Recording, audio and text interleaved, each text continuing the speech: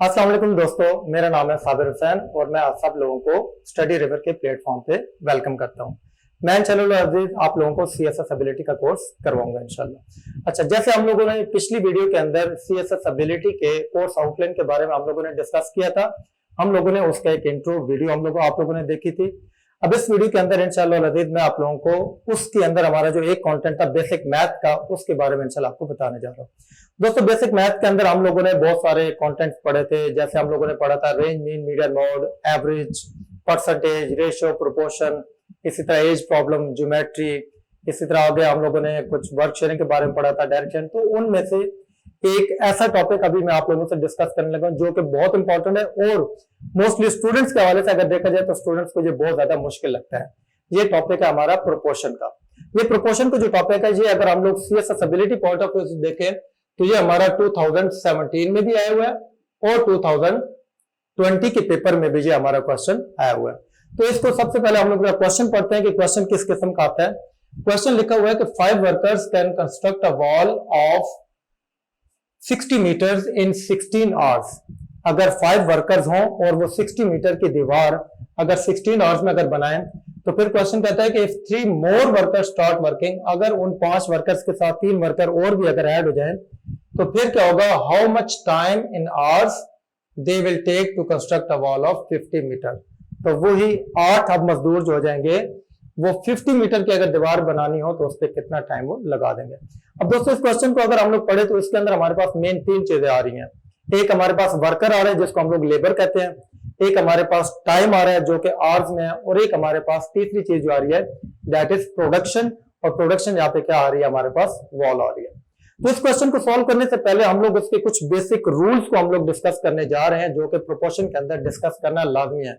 अगर आप लोग प्रोपोर्शन के रूल्स को थॉरली आप लोग इनको नहीं पढ़ेंगे तो आप लोग प्रोपोर्शन का क्वेश्चन कभी नहीं कर सकते। जैसा आप लोगों को स्टार्ट मैंने बताया कि मोस्टली यही क्वेश्चन स्टूडेंट्स को मुश्किल लगते हैं और इसमें मोस्टली स्टूडेंट गलती कर जाते हैं। तो आइए सबसे पहले हम लोग इसके बेसिक रूल्स को हम लोग स्टडी करते हैं। जैसे आप लोगों को मैंने बताया कि इस क्वेश्चन के अंदर 3 मेन चीजें आ रही हैं, टाइम, लेबर और प्रोडक्शन।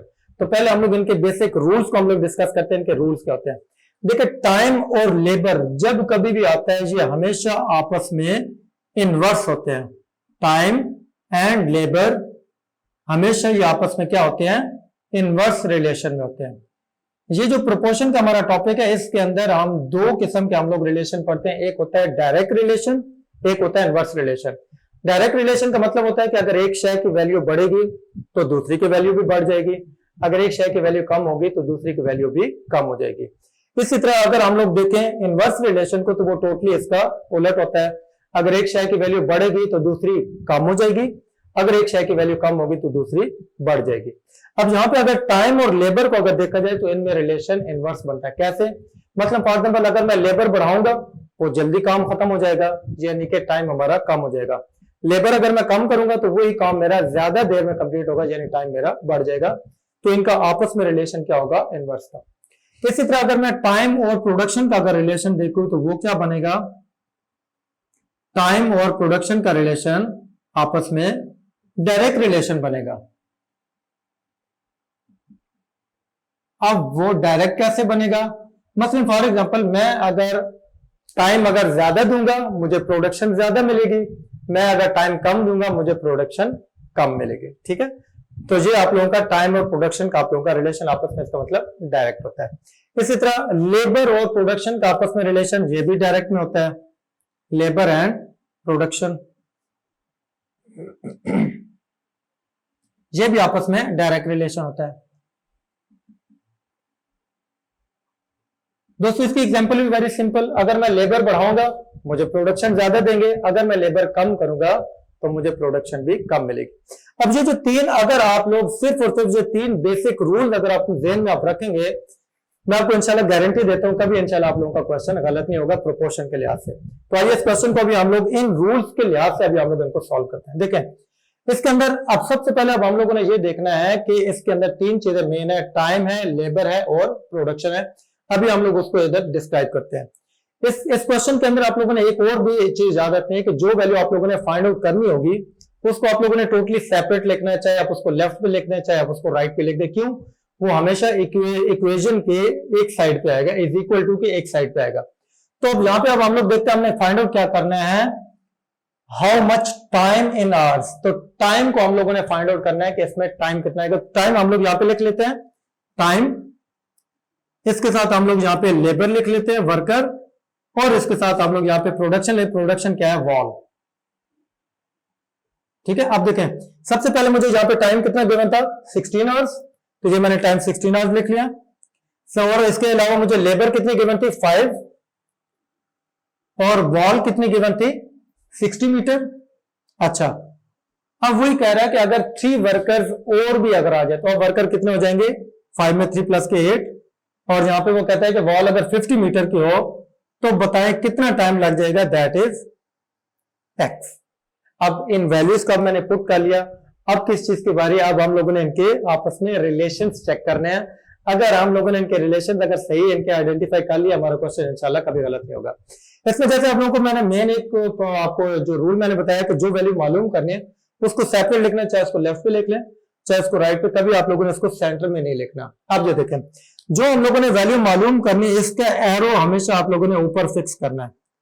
इसमें आप लोग एरोज लगाते हैं। अगर आप लोग ये मैं आपको पंजाब टेक्स्ट बुक बोर्ड के बारे में अगर आपको बताऊं तो आप लोग अगर 8th क्लास की आप बुक देखेंगे वहां पे चैप्टर नंबर 4 आपका पूरा प्रोपोर्शन का आपका चैप्टर, वहां पे आप देखोगे हर जगह आपको एरो ही एरो आपको नजर आएंगे, कोई एरो ऊपर जा रहा है कोई एरो नीचे जा रहा है, तो वो सारा प्रोपोर्शन का चैप्टर है। तो इस चैप्टर के अंदर इस क्वेश्चन के अंदर भी आप लोग एरो लगाएंगे। अब एरो का रूल क्या होता है, अगर तो एक एरो ऊपर है और अगर दूसरा एरो भी ऊपर है दैट मीन ये डायरेक्ट रिलेशन। जैसे अब ये डायरेक्ट रिलेशन में है, इसका अगर एरो अगर मैं ऐसे लगा देता हूं तो दैट मीन ये क्या शो कर रहा है, ये डायरेक्ट रिलेशन को शो कर रहा है। लेकिन जहां पे इनवर्स रिलेशन है, अगर इसका एरो अगर मैं इस तरह लगा देता हूं, एक एरो ऊपर तो एक एरो नीचे, तो ये किसको शो करेगा, ये इनवर्स रिलेशन को शो करेगा। तो अभी हम लोग इसके अंदर आइडेंटिफाई करते हैं। देखें सबसे पहले अब हम लोगों ने काम क्या करना है कि जिसको हम लोगों ने फिक्स किया है ना, यानी कि जिसका एरो हम लोगों ने ऊपर की तरफ फिक्स किया है वो कौन सी वैल्यू जो हमने मालूम करनी थी। अब इसके साथ हम उनके रिलेशन चेक करते हैं। देखें लेबर और टाइम, लेबर और टाइम का रिलेशन क्या होता है यहां से हम लोग चेक कर लेते हैं। अगर आपको चीजें याद होंगी आपके लिए कोई प्रॉब्लम नहीं होगी। लेबर और टाइम का रिलेशन क्या होता है, हमेशा इनवर्स रिलेशन होता है। दैट मींस अगर टाइम का एरो अगर ऊपर है तो लेबर का एरो फिर नीचे चले जाएगा। क्यों, लेबर और टाइम का रिलेशन आपस में हमेशा इनवर्स होता है, राइट। अब हम देखते हैं कि ये जो वॉल है जिसको हम लोगों ने रखी है प्रोडक्शन, प्रोडक्शन और टाइम का रिलेशन आपस में क्या होता है। देखें जो आपके पास टाइम और लेबर के अलावा जो भी आपके पास क्वांटिटी आएगी, जो भी आपके पास कॉम्बिनेशन आएगा उसको हम लोग हमेशा प्रोडक्शन के अंदर हम लोग उसको तस्वर करते हैं। अब यहाँ पे वॉल क्या है, प्रोडक्शन, वॉल और टाइम का रिलेशन आपस में देखे क्या होगा, प्रोडक्शन और टाइम। ये यहाँ पे टाइम और प्रोडक्शन क्या होता है हमेशा, ये भी आपका डायरेक्ट रिलेशन में आता है। इसका मतलब इसका एरो ऊपर चला जाएगा। अब स्टूडेंट सबसे मेन चीज, स्टूडेंट गलती कहां पे करते हैं, स्टूडेंट गलती ये करते हैं कि वो इन दोनों को आपस में चेक करना शुरू कर देते हैं। इन दोनों को अगर आप लोग चेक करेंगे वहां पे आपकी मिस्टेक हो जाएगी। ये जो एरो हम लोग जो लगाते हैं इसको हम लोग फिक्स इसी मकसद के लिए करते हैं कि आपने इसका भी रिलेशन इसके साथ चेक करना है और इसका भी रिलेशन आप लोगों ने इसी के साथ चेक करना है।